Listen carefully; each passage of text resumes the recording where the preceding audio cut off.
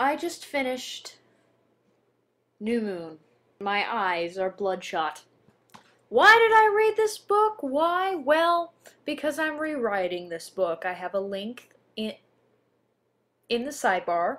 So, within the first 18 pages, I was regretting this. I mean, completely regretting this. She is whining, she's complaining. We start off, it's her birthday, and she's turning 18. Oh no, she doesn't want a birthday. Why are you spending so much attention and money on me? Don't be like that. She's having a birthday, and she doesn't want to have a birthday. She doesn't want to have a birthday party. The reason being, well, because she's turning 18. And Edward looks 17, therefore, in her mind, she is now a year older than Edward. I'm not good at math. I'm not. But if you add 1 to 17, you get 18. 18 is not equal to 108. Logic! So, she is taken to the Cullen house, where she is thrown a party. Flowers, cake, decorations, they roll out the red carpet, and she is completely ungrateful. She hates it. So, while they're at the party and they're having a lovely good time, she's about to unwrap something and she gets a paper cut. If you've seen my commentary on the New Moon trailer, which I'm also going to link in the sidebar, then you know just how I feel about the realism of getting a paper cut on wrapping paper. When I read it, that's not what bothered me most. She spends no more than 5 sentences describing what happened. 5 sentences on the most important situation in the entire book. So, instead of leaving immediately and getting out of the book, they decide to linger for like 2 weeks. Edward is there at the height of his emo-ness. The light is turned off in his eyes, and if he smiles, then it's fake, and he won't look at her, and it's breaking her apart. What did she do? When he finally does leave, after such a tear-felt goodbye, he leaves her, stranded in the middle of the forest where she could have been eaten by a bear.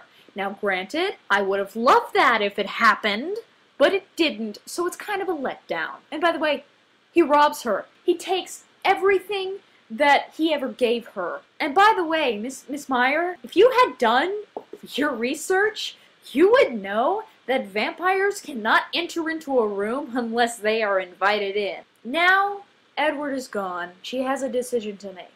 What's she gonna do? Will she move on with her life? Maybe go to college? Find a career? Do something with her life?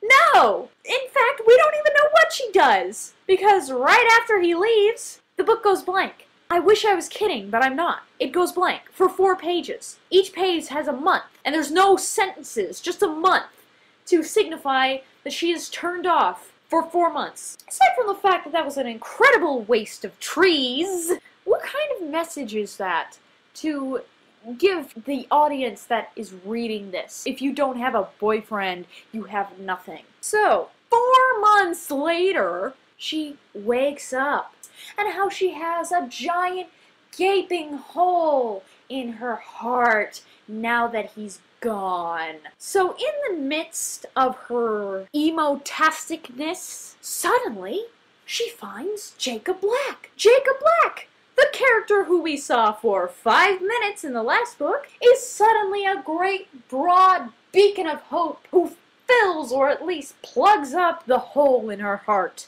Oh, Jacob, how would she ever get along without you? Ugh. The only reason I liked Jacob to begin with was because he was only in the first book for like 5 pages. Anyway, so in the beginning of New Moon, he's actually not that bad. While she's starting to hang out with Jacob, she realizes soon that if she ever goes near danger or does something stupid, that she hears a voice in her head.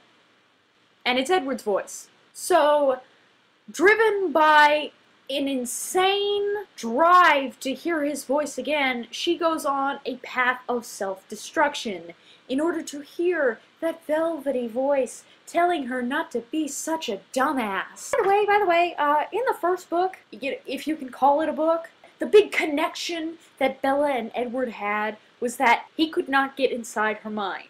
And now, somehow, he's able to send her telepathic messages from thousands of miles away. Sense, motherfucker!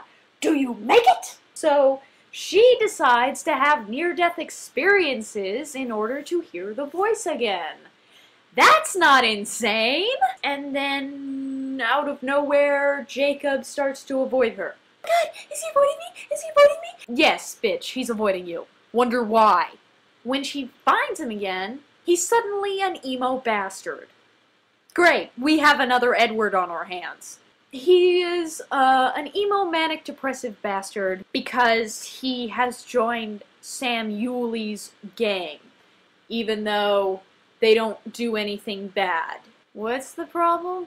Oh yeah, he's a werewolf. Like we didn't get that 100 pages ago. It takes like 150 pages. No, more than that for her to realize that, oh yeah, he's a werewolf. I just lost 5 IQ points from reading this book.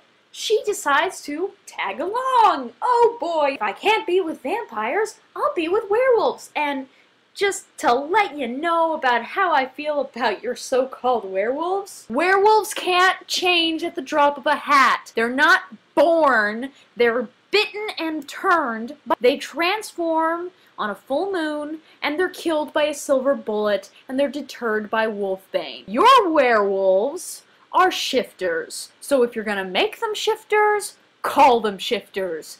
Thank you very much. So she's hanging out with the gang, and she figures, you know what?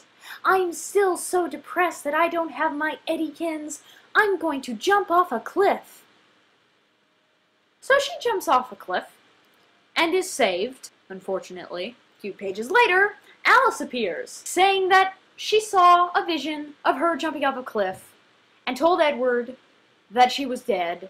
Therefore, Edward is now suicidal. So she could see Bella jumping off a cliff, but she couldn't see the Quaalude Indians who were around to save her. She's great at what she does! She kidnaps Bella in a yellow Porsche, by the way, and takes her to the airport, and they fly to Italy. They fly to Italy because Edward is planning to kill himself via sparkling. He's gonna die from sparkles! So here's his plan. He's gonna sparkle in broad daylight in Italy. Which, first of all, didn't they go to Alaska, not Italy? And because he's not supposed to sparkle in public, the Volturi are going to find him, capture him, and kill him for breaking the law. So they go to Italy. They return with Edward in tow. Jacob is still pining after her. Charlie doesn't care that Bella went to Italy for 3 days without notice. Oh yeah! You know the crazy chick vampire in the first one with the red hair, Victoria? Yeah, she's in there, but she gets about as much screen time as Jacob did in the first book. So, that's all I have to say.